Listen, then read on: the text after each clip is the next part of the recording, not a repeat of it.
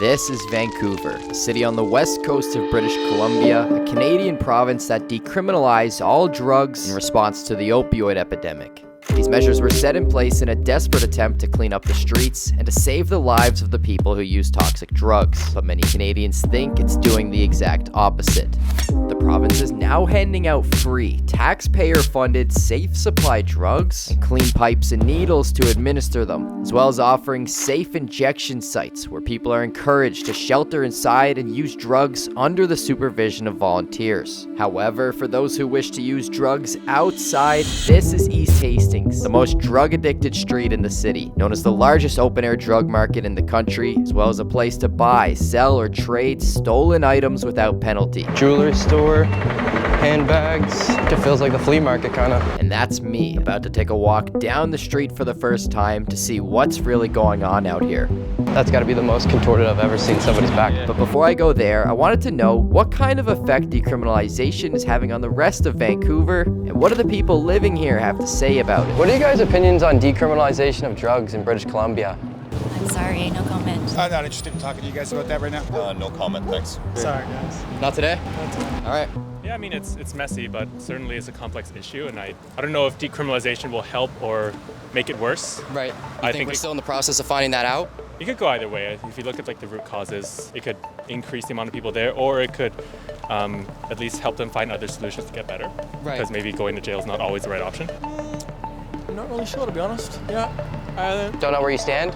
Yeah, not really. I think what's going on at the moment is not really working, but I don't know what the right answer is either. Do you feel unsafe in this city?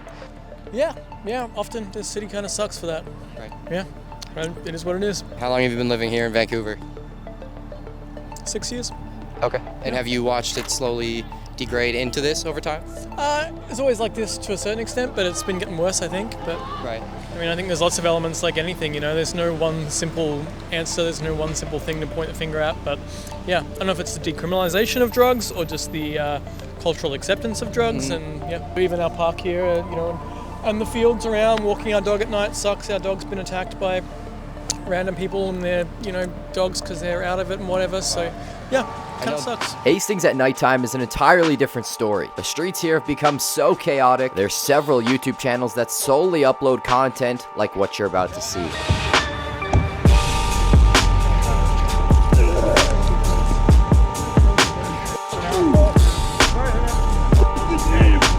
Like myself, there's countless YouTubers that have documented East Hastings for what it is, truly and fairly. But it's not exactly the type of exposure the city of Vancouver wants. Rest in peace, tourism. Here's what our Uber driver had to say about filming. I'm doing a little documentary on the state of Vancouver. Yeah, I don't think if this police, they will allow you to take some documentary from them. Why do you think that? Because they are, usually it's because of those homeless. Right. The area where they are very packed. Right, but why do you think the police wouldn't let us film? If you are taking some video, they may not accept it because they like everyone to know here is paradise. Right. They don't want people seeing the city for what it is. Yeah. With that in mind, filming around the street of East Hastings, we're going to keep the camera low, and when going on the street itself, keep it completely hidden. We jumped out of the Uber to talk to some people walking by. Do you feel unsafe walking down these streets? Yeah. A little bit? Yeah, a little bit. Are you guys from Vancouver? Yeah. I don't know much about the issue, sorry. Okay, from here? Yeah. Okay, you just don't follow along too much with politics or anything like that? Nah, I mean, U.S. politics, they speak way louder. Right, that's true, that's true. But certainly you do have to have some sort of opinions walking around these streets. There's some things that you can't ignore, right? I mean, like, it does seem there's like a few drugs going on, especially with the homeless population.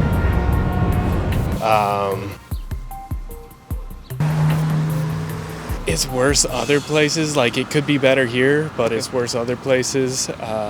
Yeah, I don't have too much background on the topic. I think that decriminalization makes a lot of sense in a lot of ways because you want to turn it into a health-related issue rather than a criminalization issue. But I I mean, obviously we're seeing the consequences of what that means for hospitals and trying to manage people using drugs in public places. So I think it requires a lot more work than the government put into it initially. So we're seeing them trying to put that work in now to make it make sense. You have to go on an individual basis and try and help people, but at the same time, you can't help everybody. So, like, this is why sweeping solutions don't work, and it's costly to go on the individualized approach. Like, it's just eventually you can find the right solution to save a single person, but how far are you willing to go to save one person only? And that's why I think it is important that we work on supporting people to support their own communities or their own family members or something like that. Do you think it's gone beyond that point now where they can correct the issue?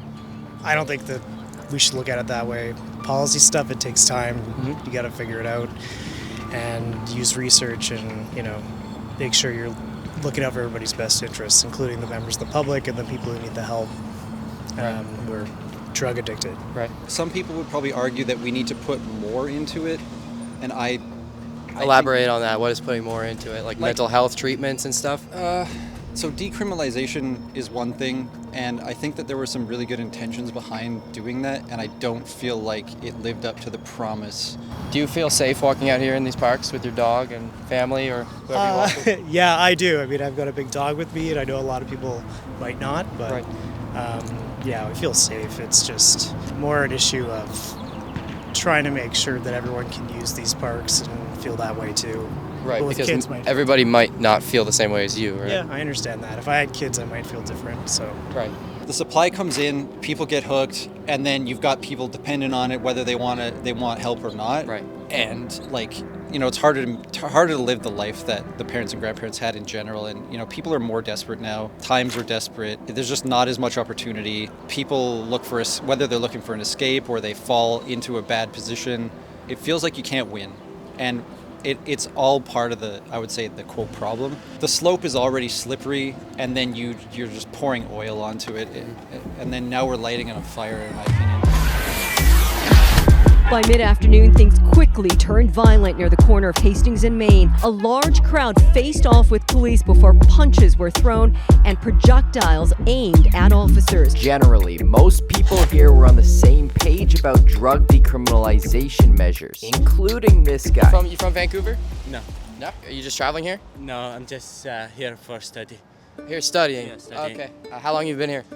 Almost 4 years. Do you know much about what goes on downtown East Hastings? Yeah, Right, I what- live almost over there. Okay, so Yeah. so what do you see from day to day? What is Just mostly thousands of people living over there in the streets. right? Yeah. Drug overdoses and stuff Yeah. like that? You just walked over drugs over there in the streets. I went multiple countries, in Europe. I went to USA, mostly every country in Middle East. And it's the first country I seen Craziest thing you've ever yeah, seen?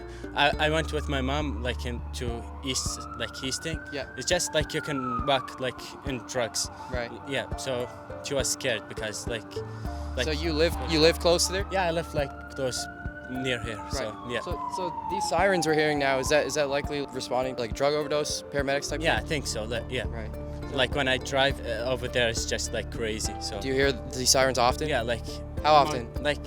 Minimum 5 times a day. What do you think of the drug decriminalization in the province? It sucks. Yeah, you have to get someone punished because if I take drugs, no one's gonna stop me. Right. But if I knew someone's gonna stop me, I'm not gonna do it. Why should I do it if I'm going to jail?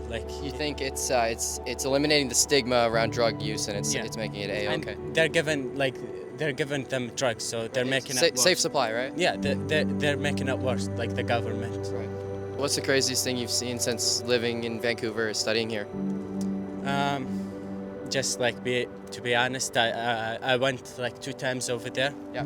I went one time with my mom, and then I was walking over drugs. So it was first time Needles and stuff? Yeah, I was first time seeing drugs in my life. Speaking of walking over needles, I experienced the same on my way to talk to the park rangers who were picking them up. What are your guys' opinions on decriminalization of drugs in British Columbia? What is my opinion on it personally? Yeah. Personally, when I'm wearing this uniform, I don't have an opinion. Okay. I'm here for the bylaw, Right. and when decriminalized drugs come into the park, we do, as you see I'm holding now, we come in and we clean up those issues. So Right. we face this stuff every day, and it's not easy on any of us, and it's not safe for anyone in the parks. Right. That's my opinion. And how about yourself? Same opinion. Right. So you guys are just out here today picking up needles, used needles, We do. and this is like on the regular. This is a regular day? basis. Right. And has this been since the decriminalization came into effect in 2023?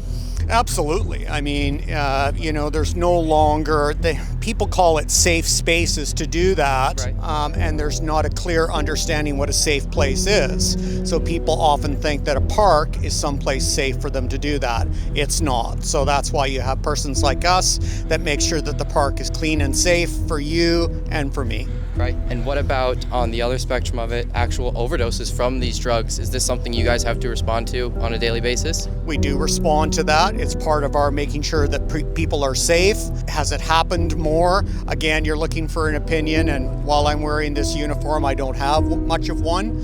But I'm definitely looking forward to the law being repealed. So let's take a look at the facts. I had a conversation with Harrison Faulkner, a Canadian journalist from True North who wants to repeal the decriminalization of drugs. I asked him if he thought these measures were working. Well, to say that it hasn't worked would be an understatement.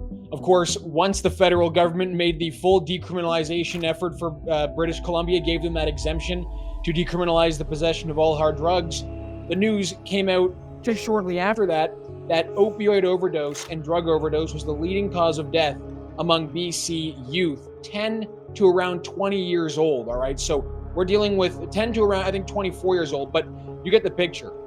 Young people in British Columbia are now dying due to drug overdose at a higher rate than any other cause of death. And when you expand that even further, 18 to around 50, it's also the leading cause of death in British Columbia.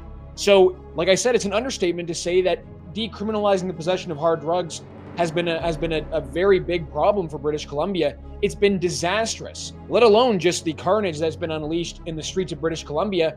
It has impacted British Columbia's reputation around the world. This is international news. This makes the province look bad. It makes the federal government look bad for thinking this was a good idea in the first place. And of course, the people of British Columbia are suffering at an incredible rate due to this. The best solutions that we're seeing right now are coming out of the Alberta government. The Alberta government is taking a recovery-based approach. They're not going to offer you hydromorphone, this government alternative to heroin. They're going to offer you the chance to either go to a rehab center, a recovery center, or face the consequences for holding on to drugs that should be illegal to hold on to. This, I think, we need to see how it all plays out. It hasn't been perfect for Alberta, but in my opinion, at least they're coming up with solutions that don't involve feeding the problem. Maybe this was a better alternative to drug decriminalization, giving addicts the choice to either go to jail or to get help, no in between, because so far it seems the streets here are getting worse and the drugs are running more rampant than ever. On my way to Hastings, I cut a corner and seen a police officer standing by. Hey, officer. Hey, how's it going? Not bad. I'm wondering today, what is your opinion on the decriminalization of drugs in British Columbia? You can't say anything when in uniform? How are you guys doing today? Pretty good. How about yourself? Very good. Good. Well, are you guys gonna watch the game today? Maybe on TV. Yeah. Okay. Okay. I don't really want to talk about it right now. No worries. What about your coworker over here? He's kind of occupied right now. Actually. Okay. Yeah. All right. Yeah, Hope you have a great day. Okay. You guys too. Take care. Take care. See ya. Obviously, we're all on the same page. Decriminalization is not working. This city has a lot of work to do, and I guess they can't speak while they're in uniform, so I'll take the hint there, his smiles and that good stuff. But yeah, like I said, we're all on the same page, I think. Yeah, decriminalization, I mean, there's pros and cons like everything. I don't know, I work in a medical office. I'm like right on Hastings too, like a methadone clinic. Opiate agonist therapy is what it's called. So right. Methadone and whatnot. Decriminalization, I think it was more of a cop-out for like the VPD, man, honestly, so they could like sort of leave things as they were and not address like the real issues, you know. So you see this stuff on a daily basis? Yeah, I'm like the intake, so I'm like the first guy you see through the door. Right. Me and my coworker here. Can it be chaotic having a job on East Hastings Street? Yeah, of course, yeah. Right, so are you seeing like drug overdoses and things as such on a daily basis? I think I'm considered frontline. I'm like the first person, it's right on Hastings. So people, they're like, check this guy out, he's ODing around the corner. Like decriminalization, in my opinion, hasn't done much in terms of like day to day for a lot of the community members of the downtown east side. I don't think it's done anything to stop overdoses. There's still people, record numbers every year. It's climbing, right? Trank dope is a thing on the street too. Same, it's very affordable. Minimal amount can get you as high as ever could, or like a $10 whatever rock. What are the next steps that Vancouver takes to start correcting this issue if decriminalization isn't the solution?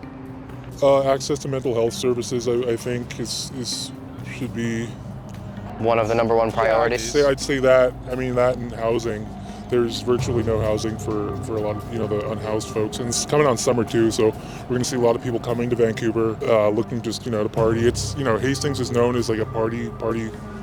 It's like the strip, or the people come from Prince George all over the interior of BC to come here and party, and it's a lot of I don't see it dwindling or numbers dwindling anytime soon. I only see more people coming, especially for summer, right? So we hit the street to see what's going on, but under one condition, the camera stays hidden. Almost every person we encountered here warned us for our safety if we were to be recording people on or near East Hastings Street. Like Philadelphia, Portland, and San Francisco, Hastings has become another hotspot for film and documentary makers. So on the chance that something goes wrong, we didn't want to draw attention to ourselves. Some sort of pressure.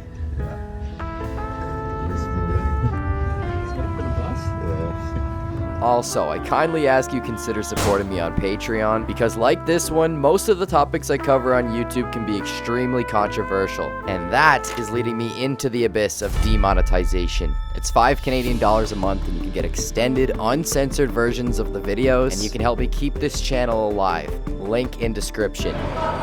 Paramedics on standby. This is crazy wild.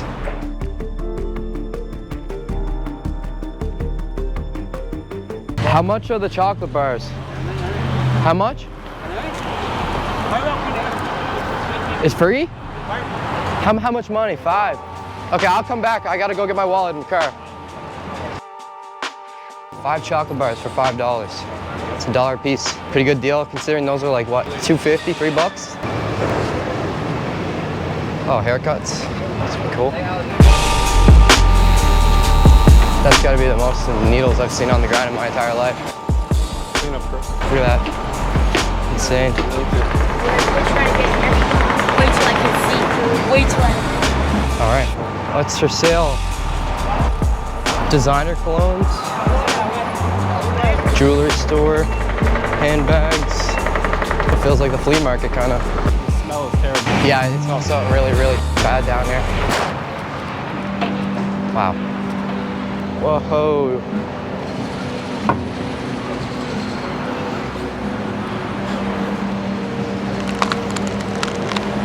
That's got to be the most contorted I've ever seen somebody's back. Yeah. Guy just openly doing in the middle of this alleyway. Construction, somebody's building here. Do you notice everybody has like a pipe in their hand? Yeah. Like some sort of like glass, pipe. You see people with blow torches. Decriminalization still to be taken seriously when the streets look like this, and the data is showing more overdoses than ever? And what's next for these people now that they're no longer punished? Portland, Oregon just completed 3 years of drug decriminalization in April of 2024, all to come to the conclusion that it was not going to be the method that would save their city. Should Vancouver do the same? I don't know, but I can confidently say that was the craziest experience of my entire life. And if you'd like to see the uncensored video where me and my cameraman rented bikes and went down Hastings, the video's live on my Patreon.